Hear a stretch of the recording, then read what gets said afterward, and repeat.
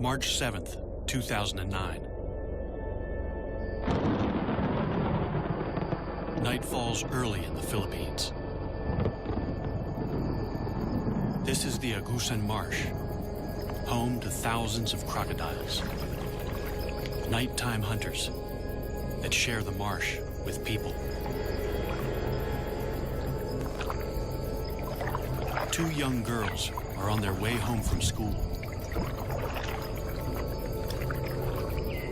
They have no reason to be scared. There's never been trouble with crocodiles. Until now.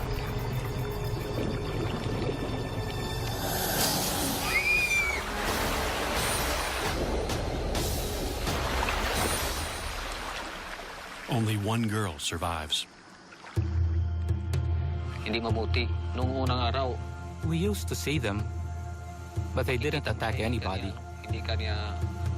Attacking people, that's recent. Ngayon lang yung nangyari na mayroong inatake. Something has changed in the Agusan Marsh. A crocodile has gone rogue. And those who've lived to tell the tale say it's an absolute giant. A 6-meter monster, unlike anything ever seen in the swamp before. And they want it caught.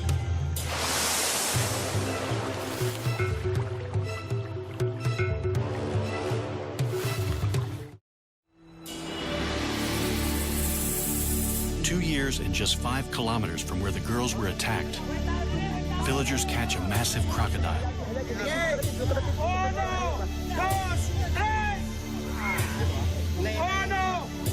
They hope it's the killer.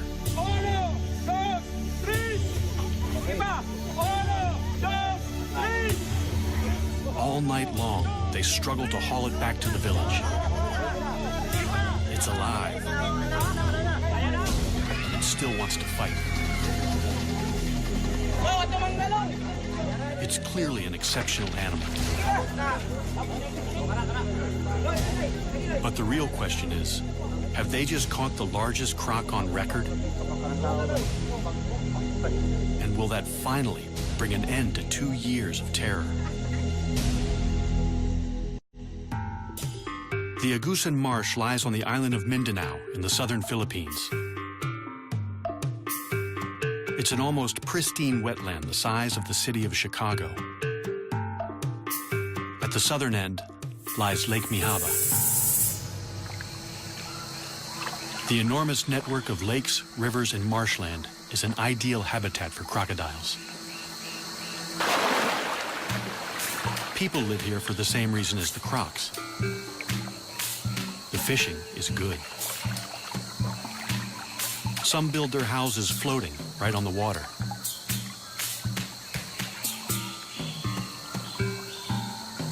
Others live in stilt houses dotted around the marsh.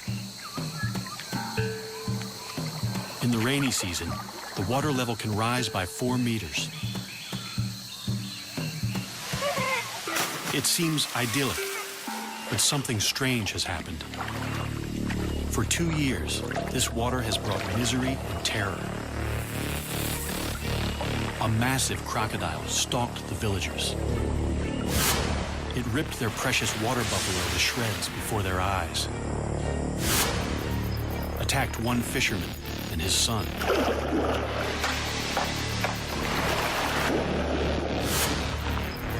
and snatched another man from his boat to eat him alive. But it all started with the attack on the schoolgirls on Lake Mihaba, in the heart of the marsh.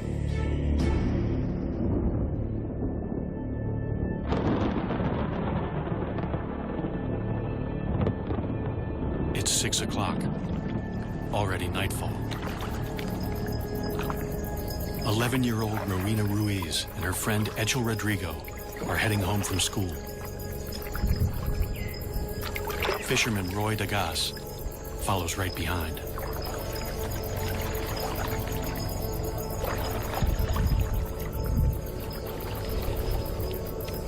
None of them knows that they're being watched by a crocodile about to start a killing spree.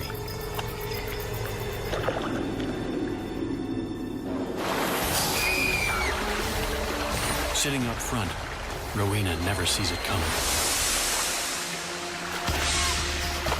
Roy saves Echel from what looks like a monstrous crocodile. But Rowena is decapitated. Seeing her head in the crocodile's mouth was disgusting. Later on, we found her body covered with banana leaves. It was really smelling bad. Rowena's dugout canoe still bears the scars of the attack. This is Rowena's boat, and these are the bite marks left by the crocodile. Here, here, and here. What kind of monster can bite through solid wood? The culprit is a saltwater crocodile, or salty. They're the largest of all living crocodilians, typically reaching 4 to 5.5 meters. Salties prefer freshwater, but can live in the sea because they're able to excrete salt through special glands.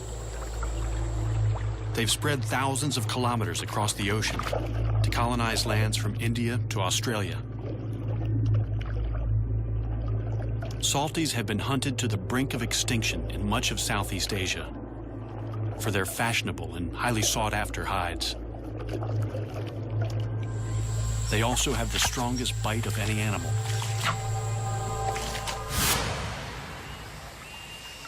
The Agusan Marsh is one of the last strongholds of salties in the Philippines. Since 1994, the crocodiles here are fully protected. Killing one could land you 12 years in prison. The tables have turned. Now the people are being hunted. Roy Dagas is badly shaken by the attack.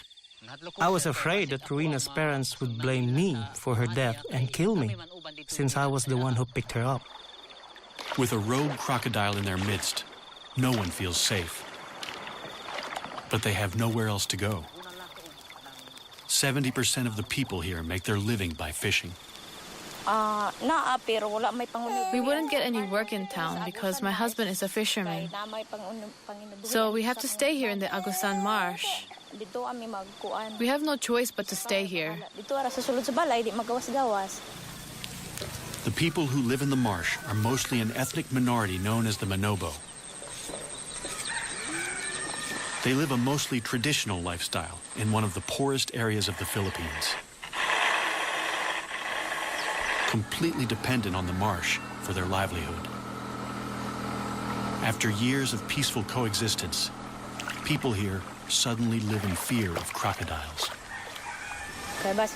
We stay inside most of the time because we are scared. We only go outside when Roy is around. We used to see them, but they didn't attack anybody.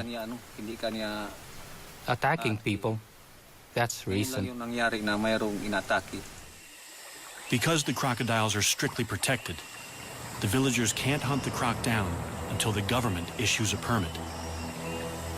Meanwhile, children go to school, and the men still have to go out fishing to feed their families.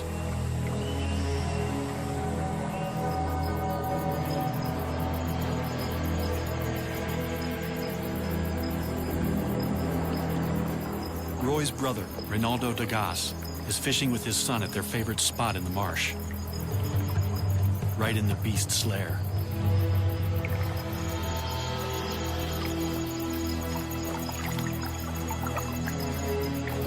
Fishing from the low-sided canoe, they're sitting ducks when the monster croc attacks.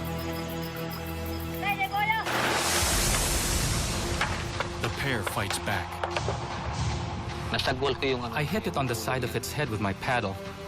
Kaya Then it bit the side of the boat. mga ano It lang was very close. yung pagkagat niya sa akin. They bolt to the bank for safety. Reynaldo cheats death, one of the few who live to tell the tale. Nagpapasalamat po ako sa Lord nga I thank the Lord for saving me that night, or I would have been dead meat. natsambahan. Wala na ngayon. Just downriver from Lake Mihaba lies the village of San Marcos, population 1,075. The village has no electricity or running water. It's the main base for the Manobo, including people who live in floating houses and retreat here in the rainy season. Rudy Ayala is the chieftain of this area. Ang pinakadako nga hulga sa buaya. The biggest threat to crocodiles here is the growing number of people moving into the crocodiles' territory, Ang ilang pagkaon, competing with them for food and space. ang ilang pagkaon sa nagkagamay. Competition for fish in the lake could be causing the big croc to seek out new food. In San Marcos, it's found a ready supply. The people throw their garbage, including animal carcasses, in the water. The crocodile has been spotted in the river that runs through the village. So akong Rudy lays down the law. nga gumikan The advice is simple. Don't lure the crocodile into the village with easy meals. It seems to work. There are no further attacks near San Marcos. Instead, the crocodile sets off in a different direction. It's been spotted 5 kilometers south of Lake Mihaba, and it's about to kill again. Nueva Era is a remote village set back from the marsh. The small stream that flows through it is the sole source of water for 1,300 residents. A 15-meter wooden bridge is the only safe crossing, especially now that the croc is in their creek. It's a long way from home, having swum through a network of rivers and creeks to reach the village from Lake Mihaba.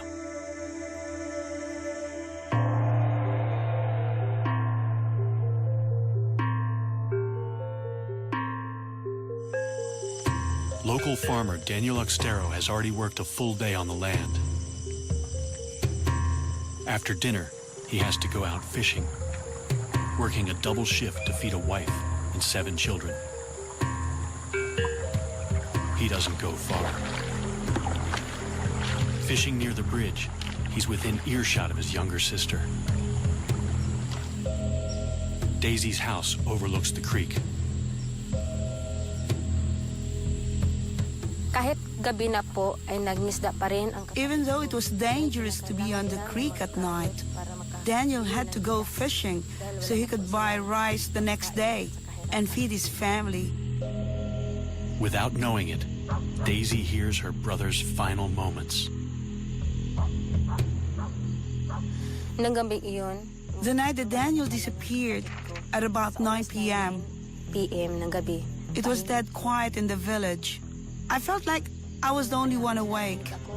Then the dog started to bark angrily. Mga tahol ng aso, parang galit na galit ang mga aso. And then I heard splashes in the water. Very loud splashes. Malapit sa ilog namin na napakalakas na palo.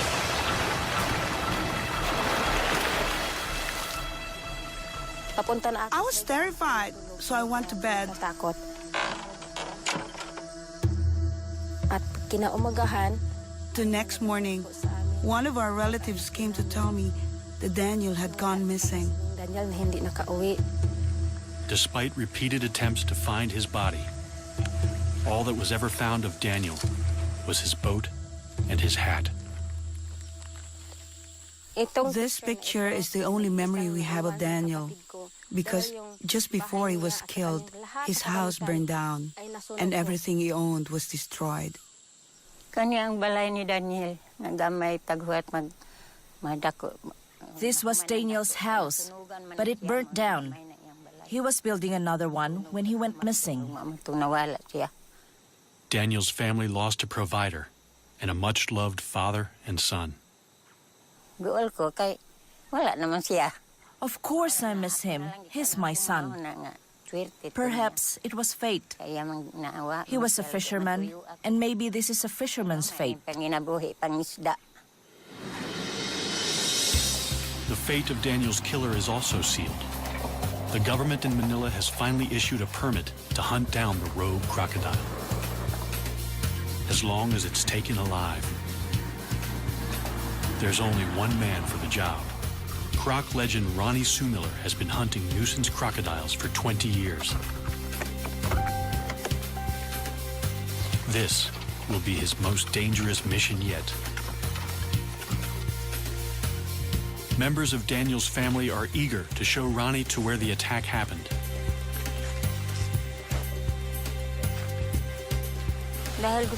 I really want them to catch that crocodile because I want to see if it ate my brother.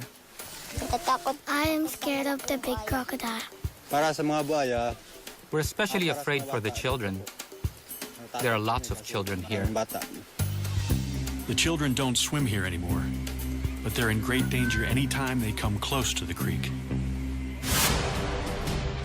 The water's edge is a favorite hunting ground for crocodiles. They're ambush predators. It's a strategy honed over millions of years. By lowering their heart rate to 2 beats per minute, they can stay submerged for an hour without breathing, waiting for prey to stray into the strike zone. The attack is sudden and fast. Death can be slow. Crocodile teeth are not for chewing. They're for holding the prey, while the croc uses brute strength to rip it to pieces. They spin to tear off chunks from large prey, the infamous death roll. Smaller prey is shaken to pieces. Ronnie's plan is to use the croc's own preferred hunting strategy to capture it.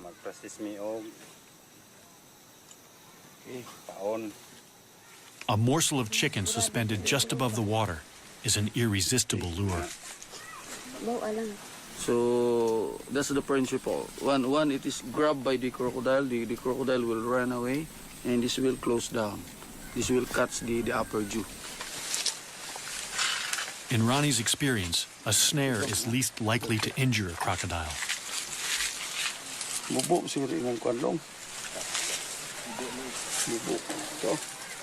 This is a hard job because you have to make sure that it's we have to capture it alive. Ronnie posts a sentry in a nearby treehouse. Now, it's a waiting game.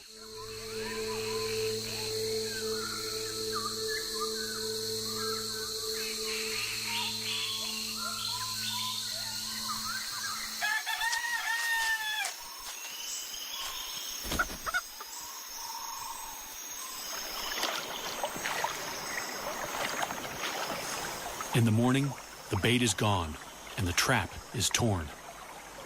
A crocodile has done the impossible, snapped the steel cable, and escaped. The cable snapped. I think we're dealing with a much bigger crocodile than we expected. Ronnie sets more traps.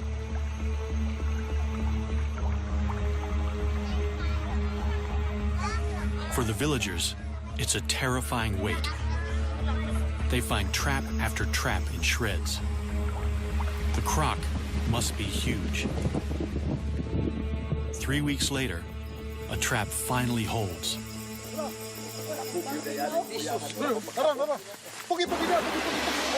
This time, they've got it.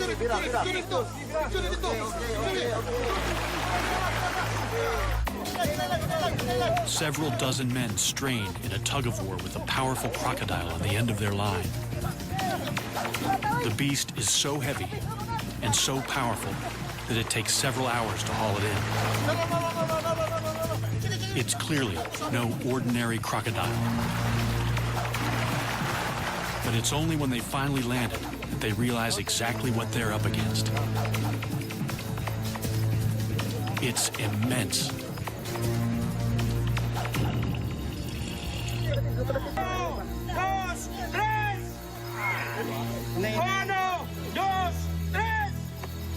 60 people work all night to drag the beast 1.5 kilometers back to the village.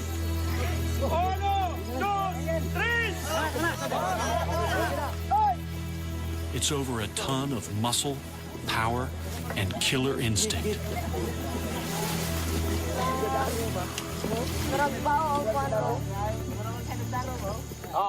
As word spreads that they've caught the killer, more and more jubilant onlookers flock to the creek.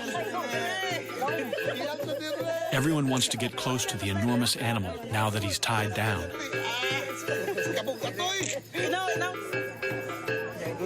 There's plenty of fight left in the croc.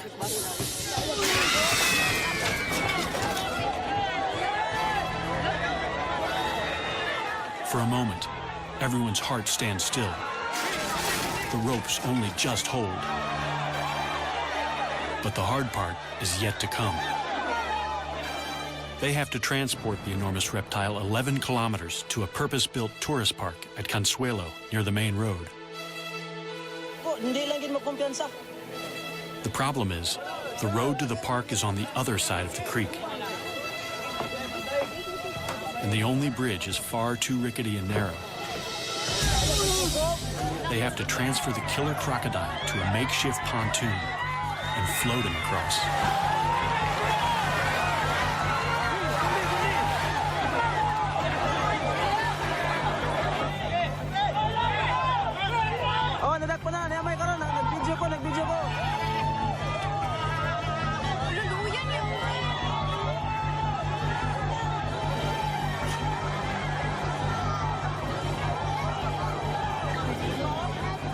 Finally, after they struggle for 24 hours, victory.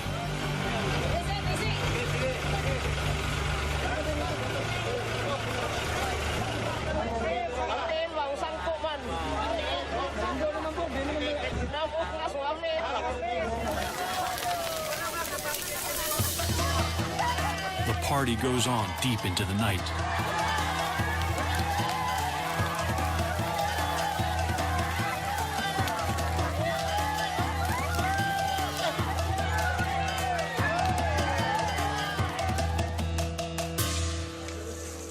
Morning finds the monster the star attraction at the Echo Park. Its pond was initially going to be a swimming pool for children. It's clearly a male. He weighs more than 1,040 kilos.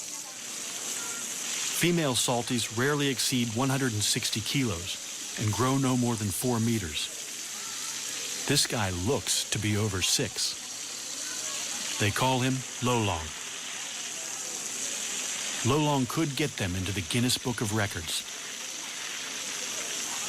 They finally get a good look at him, but the villagers have second thoughts about whether this is the killer croc. That's not the right one, is it? No, it's too small. In the cold light of day, they say that no matter how big he is, he's just too small to be the killer.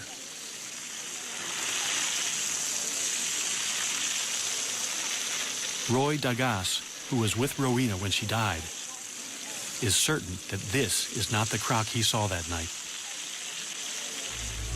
It's too late to prove Lolong killed Rowena 2 years ago. But Daniel Oxtero has only been missing a few months. Could his remains still be inside Lolong's stomach? Crocodiles swallow large chunks of prey, bones and all, without chewing. They have the strongest stomach acid of any animal. Flesh will be dissolved in days, bones in a matter of weeks. But they can't digest anything made of keratin. So horns or human hair and fingernails can remain inside the croc for months. It's a long shot, but the people are desperate for answers. They can't slice him open. The next best thing is to pump his stomach. As soon as news of the capture breaks, Ronnie rushes back to the village to look for proof. He inserts a length of plastic tube down the croc's gullet.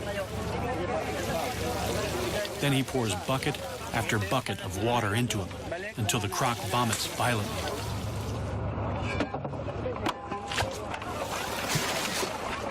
Ronnie doesn't find any human remains. The stomach pumping is inconclusive. It's possible they didn't get everything out, or that Lolong had coughed up a hairball before they caught him. It's also possible that another giant crocodile killed Daniel, and that it's still out there.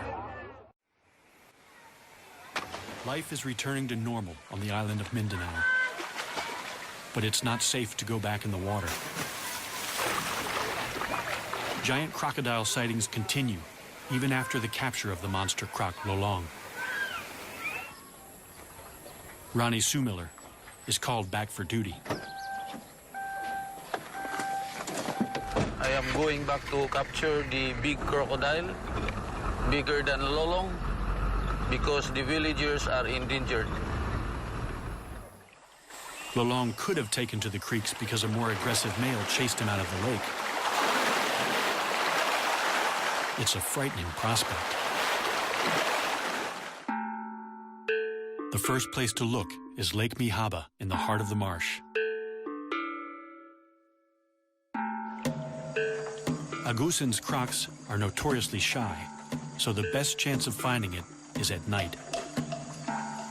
We are going to Lake Mihaba to spotlight and hopefully to see large crocodiles.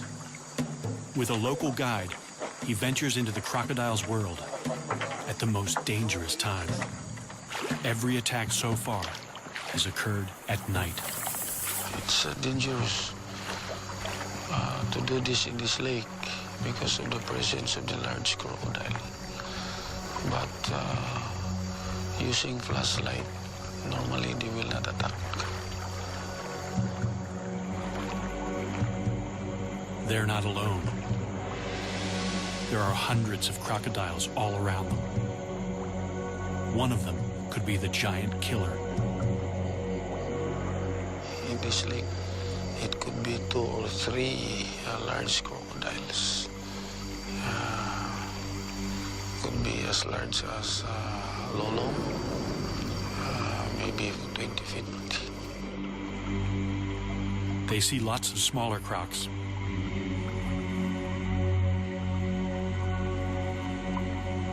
Ronnie spots a likely suspect. Or it could just be the light playing tricks. This is the area where Rowena was attacked by the crocodile. So the boat was capsized.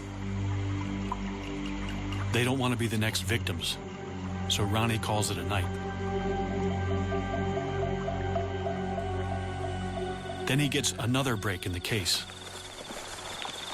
Near Nueva Era, he hears of a rare sighting of a giant crocodile in broad daylight. He misses it by only hours. Hello. Hello.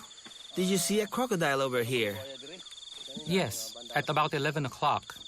So, this is where its head was positioned? Yes, with its shoulders over here. How big do you estimate its head was? It was huge, and he had his mouth open like this. With a stick, Ronnie measures where the head was, so he can estimate the croc's total length. So they're at the pit. I've never seen a crocodile like this. He is almost 40 feet, I should say. It's really a huge crocodile. Even for a skeptic, it's scary to imagine the croc that hauled out here. Then Ronnie discovers that this is not the first time that someone has reported a 12-meter croc around Nueva Era. A few months ago, Javar Abdul saw a colossal crocodile take down his prize water buffalo, or carabao. Imagine the croc that could take down one of these. A fully grown carabao weighs almost 500 kilos. Losing an animal like this is like losing a tractor. They're our livelihood. We use them to plow the fields and to haul logs. It was a huge loss for me because it was the only carabao I had.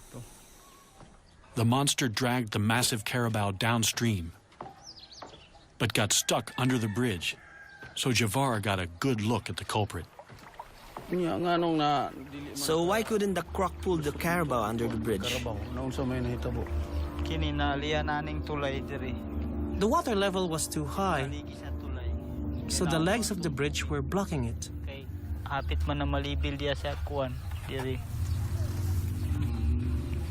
And how many crocodiles were there? 2. 2? Were they different sizes? Yes, a big one and a smaller one. Then he drops a bombshell. The smaller one was Lolong. How big do you estimate the big one was? I estimate more or less from that point over there to the far side of the bridge. Okay, let's measure that. Instead of one giant croc chasing another out of Lake Mihaba, it seems 2 giant crocs were feeding together. And the second one was even bigger than Lolong. Wow! 12 meters, ang taas. Oh, dako gyud nga buhaya kay 12 meters man. Ronnie now has 2 sightings of a croc even larger than Lolong, the one they captured. And no incriminating material in Lolong's stomach. So another croc could be responsible. Good news. An expert is on his way to measure Lolong and see if he's a contender for the world's largest croc. Dr. Adam Britton is the go-to guy for crocodiles for the Guinness Book of World Records. He certified the current record holder only a few months ago. At 5.5 meters, Australia's Cassius clay is the world's largest captive crocodile. Lolong could be bigger. Nothing can prepare Adam for what he's about to see. Here we go, Adam. So this is Lolong? Yep. Oh my God. Oh, he's absolutely huge.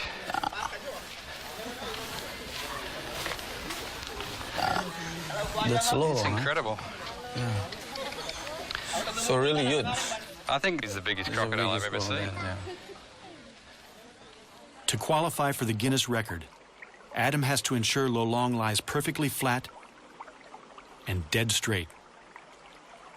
So how do you measure a giant man-eater? It would be good to do it actually down the crocodile's back. Very carefully.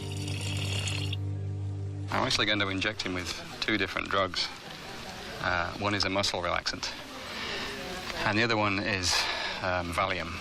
So he'll actually, hopefully, be quite happy while we're measuring him.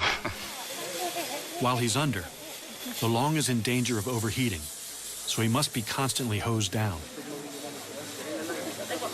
Adam has never sedated a crocodile this big before, and he's not sure how long it will take. But it's a large crocodile, and it's going to take a long time. Relative to how long it normally takes, it's going to take a long time for this drug to actually take effect. First, he has to get the needle into the monster croc. Adam gets dangerously close to the largest salty he's ever seen. So yeah, Ronnie, if you can keep a close eye on him, you see he's got his left legs backwards, so he's still quite relaxed. But look for any signs like he starts to lift himself up or starts to move his head. This is in a relaxed position. That's he's in a relaxed position right now. Yes, I can get out of the way quite easily, and I'm going to go that way if anything happens.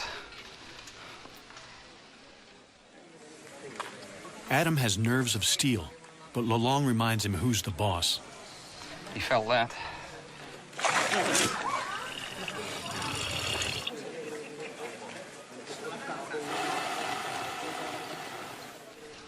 He's got some really powerful muscles that run down his tail, and this is intramuscular.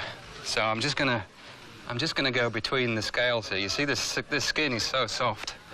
It'll just go straight in. If I were to try and get it through there, it's actually quite tough. Okay.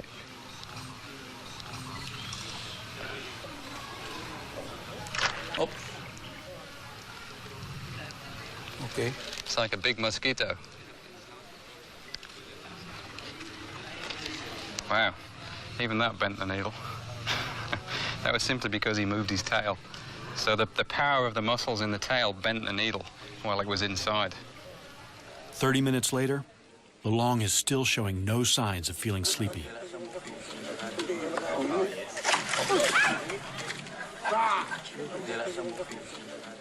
It's actually good. Every time he swings like this, then his blood is pumping. And the sedative that we put in will take effect more quickly. Okay. The sedatives are still showing very little effect. But Adam has drugged Lolong as much as he dares. Too much could kill him. They're going to have to shut those massive jaws by force. We have to remember that this crocodile is huge, is enormously heavy, very powerful. Adam can't do it alone. He's going to need some help. We're going to use 6 people for this procedure. He's going to have, by the time we're finished here, he's going to have 2 ropes on his jaws. So one person on either side of his head is going to hold those ropes nice and tight. Then I'm going to jump on the back of his neck and push his head down. This is after I put a towel on his eyes. I'm going to get one person then behind me to help me keep weight on his chest, and then 2 more people on his back legs. And we're going to lift his legs up off the ground so that he doesn't have any leverage with those legs. And he's still going to be stronger than us, really. I mean, he's huge, incredibly powerful, strong crocodile. But it's amazing, when you get on the back of the head, particularly, and you cover the eyes and you put pressure down there, they often give up. They'll just sit there and say, okay, do what you need to do. Fingers crossed, anyway. Ronnie rounds up 5 volunteers. They have to get in the pen with the giant crocodile and sit right on his back. Okay, let's go and test him first and see if that drug is taking any more effect.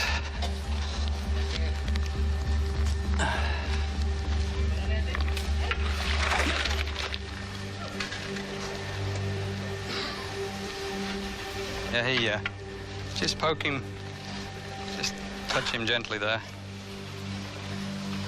You see the way he tried to flick his head then?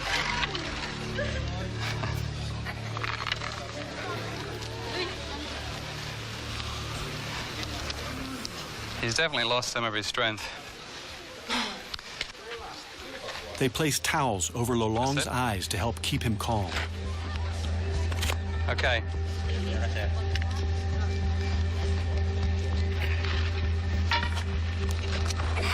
Holy mackerel. Okay, quick, grab his legs. Now we need someone. Okay, everyone on. Someone with the tape now to tape his jaws. Then it sticks to itself. One more. That's good. Okay, break him off. Scientists know very little about giant crocodiles. Also, I'll take one off. This is the first time anyone's been able to measure a living croc over 6 meters. Okay, is everyone good? Yep. Okay, good job. I mean, I'm so used to doing this, but everything's scaled up. It's amazing. It's like measuring a dinosaur. It's just, it's amazing. I'm not used to this. 84. 84, what was the name? 84, that's the interorbital. Okay. Adam takes this rare chance to make detailed measurements. 255, it's actually 496. What do you say? You 450? Finally, Yeah, okay, the 450, one exactly. everyone's waiting for. Now for the moment of truth. Dr. Adam Britton is going to measure snout to tip along the curve of Lolong's body. Yeah, that's good, yep. All right, just make sure this goes straight down the middle again. This is the one that has to be.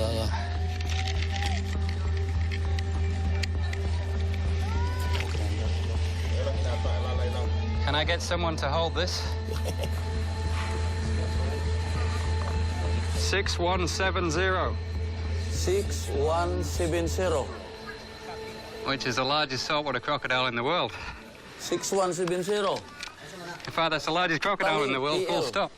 6170.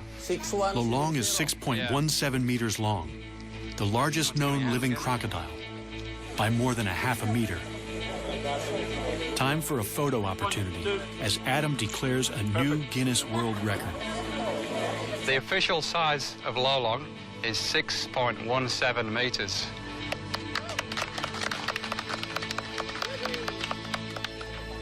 I'll give him a round of applause for that. That's very impressive. How did Lolong get so big? Adam thinks he was born to it, and that he could have big brothers with the same giant crocodile DNA. As with humans, nurture is just as important as nature. Crocs grow most when they're young, but any stress inhibits growth. Only one or two siblings in a clutch reach their full potential. In his formative years, Lolong must have had plenty of food and few competitors. There were also far fewer people in the marsh to stress him out with their outboards and dynamite.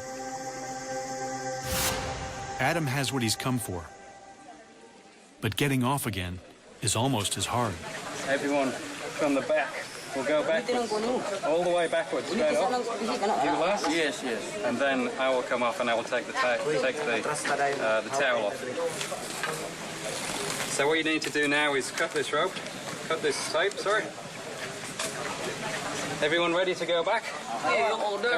Go. Backwards. Keep going. Keep going. You too. Yeah. Okay, now you can...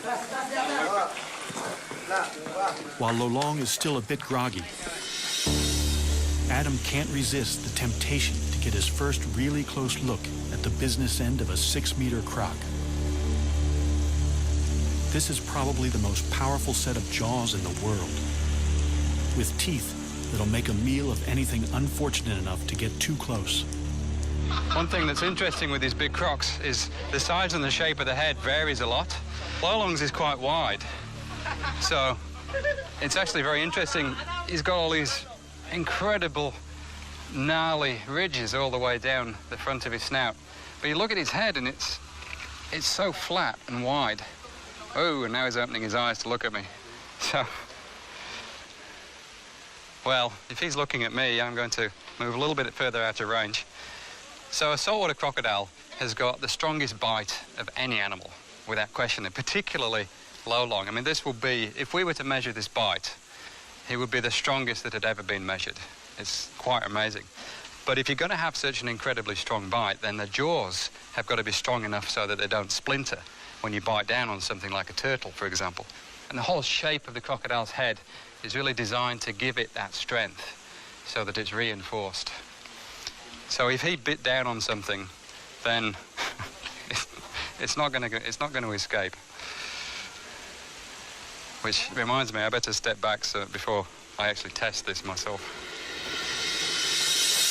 Lolong is now officially the world's largest crocodile. His newfound fame is a massive boon to the community's tiny economy. In just the first few months, he brings in over $11,000 from tourists. There's a thriving cottage industry of Lolong-related goods. Their once mortal enemy has become a source of pride. However, there is still no proof that Lolong killed anyone. The attacks probably started because more and more people are moving into the crocodile's territory.